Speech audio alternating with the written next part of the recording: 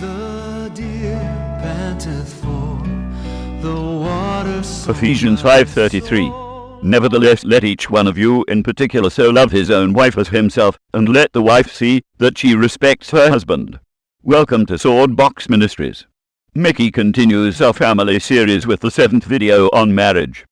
Welcome back. We're on our 6th day in our family series focusing on marriage. Today I'm going to kind of try to tackle two principles for a good godly marriage: love and respect.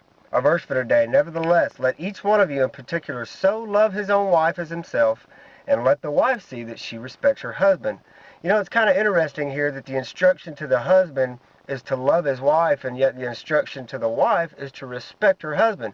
I mean, you know, don't both man and wife need love and respect? Well, of course they do. But God knows who needs a greater emphasis on each and why they need it. Nothing is more important for a man than to be respected in his home, and for a woman to feel and be loved. Let's deal with the respect issue for men first. Let the wife see that she respects her husband. Respect is a vital need for men. The King James uses the word reverence, and it comes from the Greek word means to be in awe of. You know, I guess the flip side of that was simply not to think much of your husband, to look at his role as ordinary or of little importance, and not appreciate his hard work, responsibility, provision, and leadership for you and your family. It's not that you're expected to worship or idolize him in any way, but showing him respect can fulfill a very important need in his life and make him a better man for it, as well as a better husband. Understanding that when he leaves the house to go to work, it's not just to get away from you, but to provide for you. He may never make $1 million or get awards or fame, but he should feel appreciated and admired by his wife for his hard work each day as his role as your husband. It's important to learn what makes him feel respected and what makes him feel disrespected. Oftentimes, it is the little things. You know, the old saying, behind a good man is a good woman, has a lot of truth. To the man, the instruction is to love our wives as ourselves. And that's exactly how we should view them. Because as a married couple, you're no longer two, but you're one. You wouldn't or shouldn't purposely not love yourself, and so you shouldn't purposely withhold love from your wife. Now, while both husband and wife need love from each other, women may need to hear it more and be reassured more often than men do.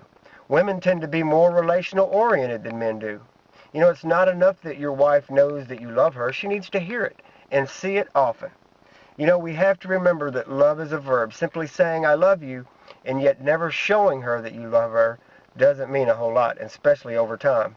You know, it's important also, men, to speak her love language. And to do that, you have to get to know her. What says I love you to your wife? You know, there's 5 basic love languages: words of affirmation, gifts, acts of service, quality time, and physical touch. And while all 5 are probably needed, there's usually one that says I love you to your spouse far more than the others. You may be knocking yourself out to show your wife that you love her by working overtime and buying her all these wonderful gifts, and yet she doesn't feel loved because nothing says I love you to her like quality time, the very thing you seem to be avoiding. Now it's simply a misunderstanding. You think you're showing love, and she thinks you don't love her. So you must communicate and understand each other. You know, over the years I've heard people say, I just don't love them anymore, or I'm not in love with them the way I used to be. But please listen carefully. Love is a decision. It's not a feeling. And no matter how much you love someone, there will be mountains and there will be valleys. The romantic, warm, good feelings that can result from love can come and go. But love is a decision we must make, we must work on, and continue in regardless of how we feel. Sometimes it's easier than others. And, you know, we can all be hard to love at times.